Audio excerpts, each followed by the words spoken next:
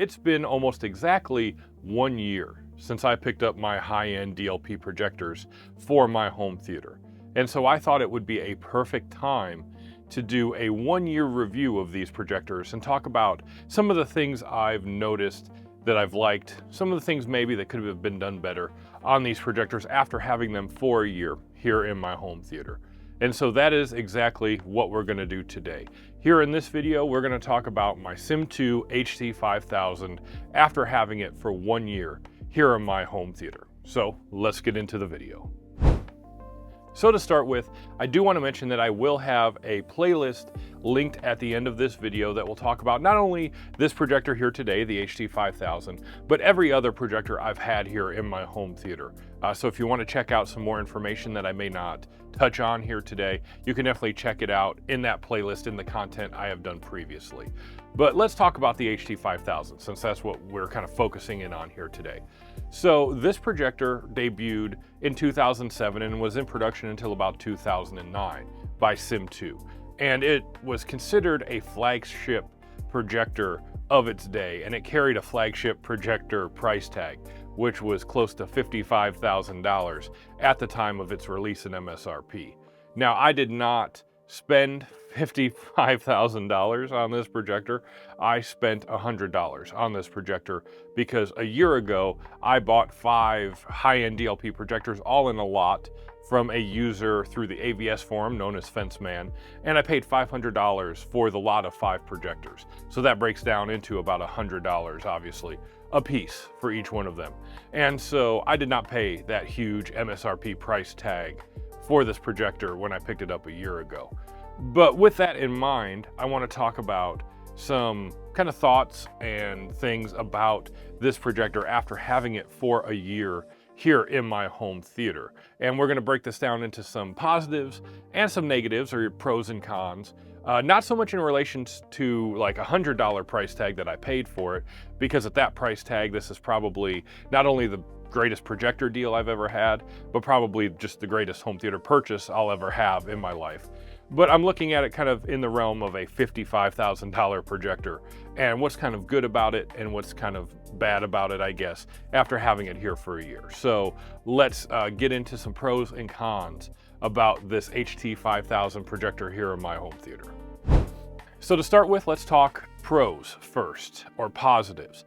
Biggest thing that you'll notice right out the gate on this projector is that this is a 3-chip DLP projector. So that means not only is the image quality superb because of the 3 independent chips, which is one for each of the primary colors, your red, your green, your blue, but that also means there is no rainbow effect. So you will not see any rainbow effect at all in this image. And this is the style of projector that was common in most commercial theaters up until probably the last 5 to 10 years, maybe, as they introduced laser projection and some different stuff in some of the different Dolby Cinemas and things like that. But the tried and true projector kind of style for commercial theaters for a long time was 3-chip DLP, and that is what you're getting here with the HT5000. Now, in terms of the actual picture quality, the first thing you're going to notice in terms of just raw picture quality is the interesting contrast ratio. Given that this is a very high brightness projector, at least for its style, it can pump out around 2000 lumens in its max brightness, you get really good interesting contrast ratio. So you're going to see some extremely bright parts of the image and some extremely dark, shadowy kind of parts of the image on the screen at the same time. And this projector really excels in that. And you can probably pick that out in the image stuff behind me, this playing back there as I'm talking about this projector here today. So you can definitely get some really rock solid, interesting contrast ratio. Going along with that in terms of color, as again, you can probably see behind me, colors are good, but they're not great. And there is another projector I have here in my home theater in my Sim2 Mico that I'll be doing content on after this video that really just beats this out in terms of raw color reproduction, just because of the way it's designed. But for this HT5000, color is solid. It's not the best in the world, but it is solid enough to give you a high quality home theater experience. Now, going along in terms of the image quality, something else that is extremely important to me and rock solid on this projector is the sharpness and clarity of the image. And that's not only due to the 3-chip projector design, as well as the optical processing system called DigiOptic that is inside this projector, but it also has to deal with the lens, because the lens is an extremely high quality, near professional grade, commercial grade lens that is on this unit. And because of that, you get an extremely clear, detailed, sharp image that you can really dial down to see individual pixel and grid lines in the image. When you get right up close to the screen and try and focus it, you can really get it razor tack sharp. And that is something that I really appreciate in my image here in my home theater. And then the last thing I want to mention in terms of a positive, and it's kind of a smaller one, that's why I have it here at the end, is because of the lens that is on this projector and the fact that you can interchange lenses of various throw distances, I can actually fill up my entire 128-inch projector screen here behind me. So because of that, that's another positive, where my other projector, my Mico, when we talk about that, does not fill my entire screen. So to actually fill the entire 128-inch projector screen, that is a big positive for me here about this projector.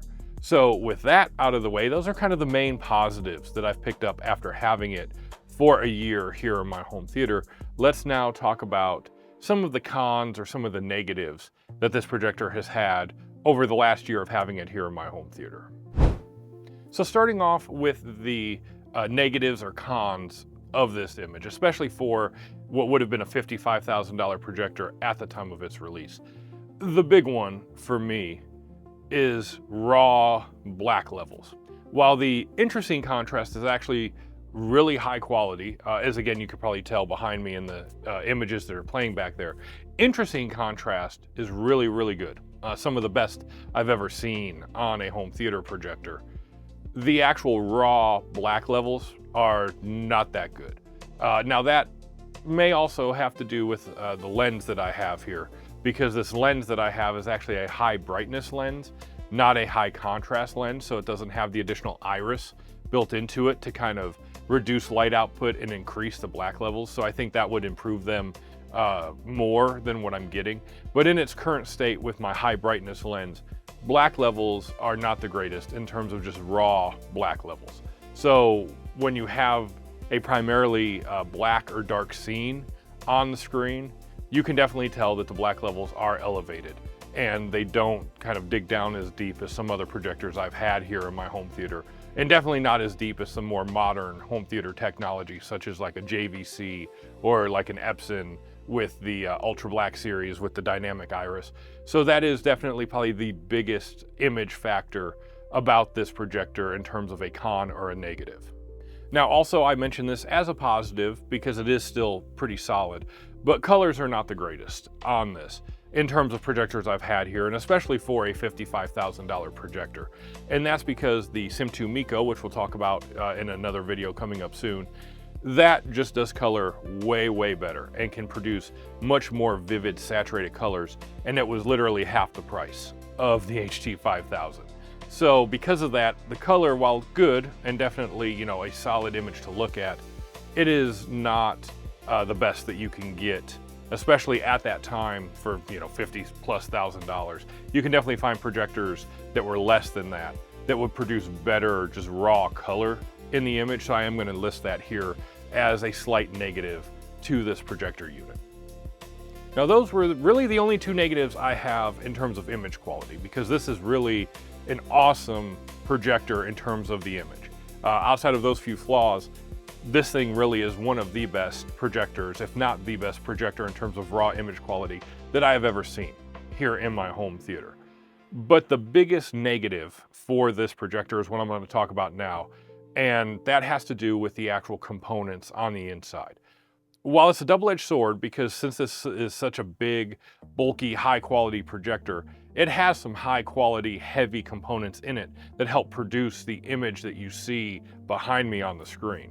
But on the flip side, it makes this projector very big, very bulky, very heavy. You know, this thing weighs 100 pounds. It is a huge projector. It's like 3 feet, 3.5 feet plus long with the lens on there. It's like, I'm looking at it, probably like 2 to 3 feet wide.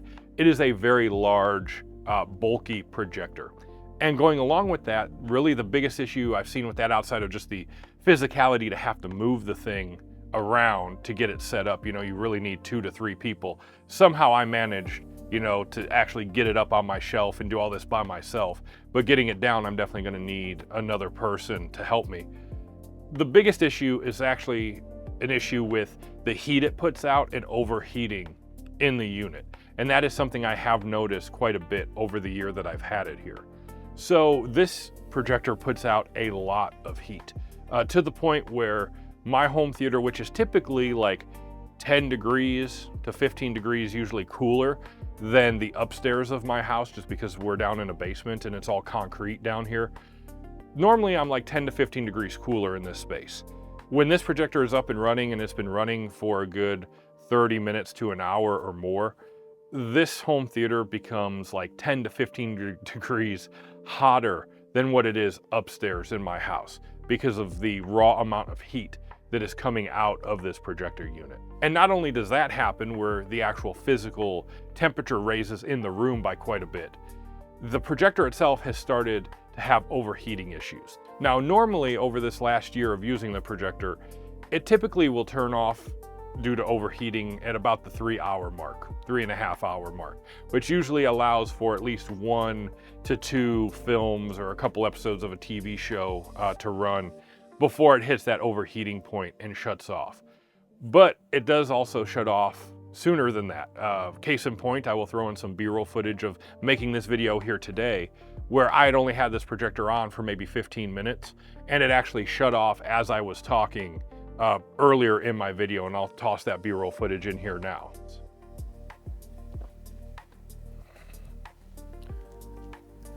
It overheated, it turned off already.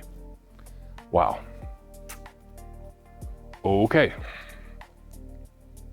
So now, because the projector is overheating, one of the things I'm probably going to have to do, and I reached out to Fenceman, the guy I bought this from previously, for some advice on this. I actually am going to probably have to raise this projector up further off of the shelf that it's on to try and sit some fans underneath it to help cycle the air out. Currently, I do have a little USB fan kind of propped on the side to try and circulate the air. I haven't done enough testing, you know, long-term like watching for like periods at a time to see how well that works. If today is any indication, having that fan on, the projector shut off within like 15 minutes.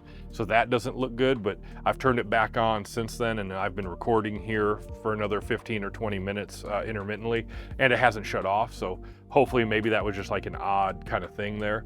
But that is the biggest issue that I've had with this projector, is the overheating that's been going on. And it's one of those things that I really hope I can get that sorted.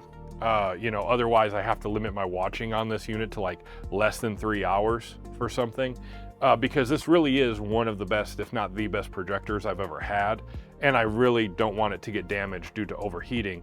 But also on the flip side, there's no use having it if I can't watch it and watch content without it having issues. So it's kind of like a weird double-edged sword. But far and away, to wrap up kind of the cons or the negatives of this projector after having it for a year in my home theater, the number one biggest thing is the overheating and just the generalized heat output that this thing has.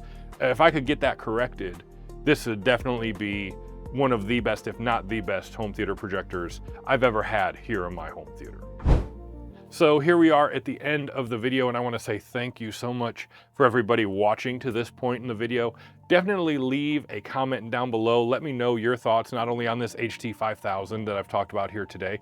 Let me know if you've ever seen an HT5000 in person, or just let me know what you think is an endgame level projector for you in your home theater, or something you would like to get in your home theater at some point if you could.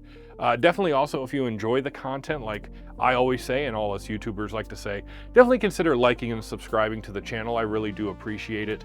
It helps me grow the channel and helps me continue putting out content here for everybody that hopefully everybody enjoys. So with that, thank you guys again, and I will see you the next time in the next video right here on Secondhand Home Theater, when we talk about my Sim2 Mico 50 and see how good of a projector that is after having it for a year here in my home theater. So I will see you in the next video. I'll see you then. Thank you guys.